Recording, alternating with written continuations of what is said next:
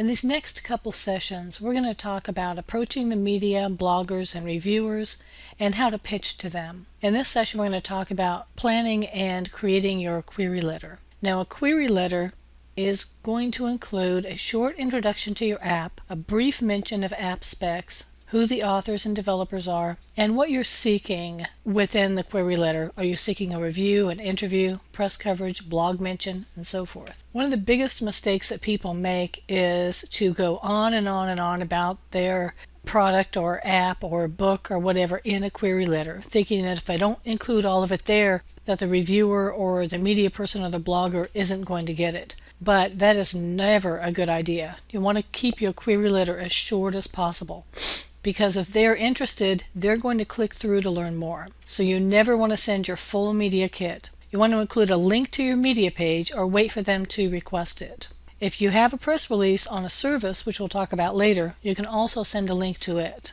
You want to be thinking about the volume of requests that members of the press and the potential reviewers receive.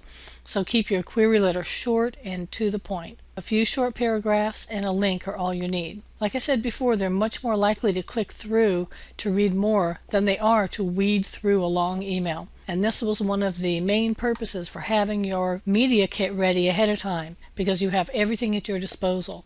Now you can write a quick query letter that explains a little bit about your app, and here's a link to learn more. Believe me, they love that. So here is a query letter template, and I have this in the discussions area also. So you want the subject of your email, if that's what you're sending as an email. It says something like seeking reviews for, and then put the type of app here. Dear editor, potential reviewer, or preferably you actually know their name because you've done your research, like we'll talk about in the next section. I am seeking reviews for a type of app here that will be launched on, insert app date, called, name of app. A couple sentences about the purpose and features of the app, and I mean literally a couple sentences, not paragraphs. One sentence about the developers and how they are qualified to create the app, and a link to the company site. Now also, you want to make certain that you use your full URLs here. You don't want to include a text link because they really want to know exactly where it is they're going to.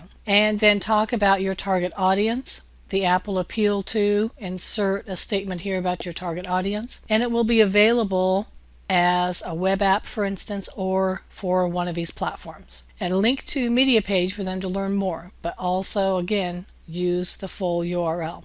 So let's take a look at an example. Subject, seeking reviews for an IT productivity mobile app. Dear Joe, I am seeking reviews for an IT-focused productivity app that will be launched in May 2013 called I Get IT Done. Now this is what I've done in this first sentence is that I'm seeking reviews. I'm letting them know what I want.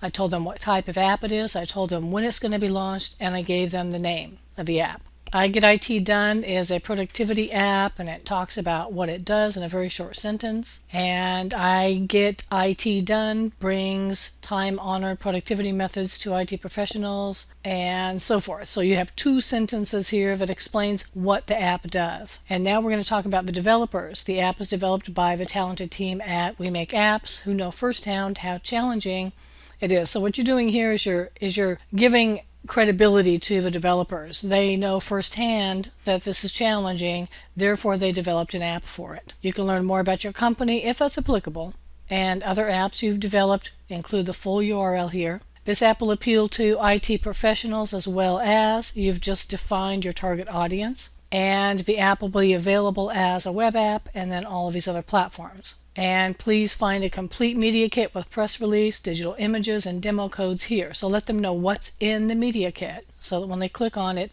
they know what to expect. Thank them in advance for their time, and make certain that they are free to email you with any additional questions.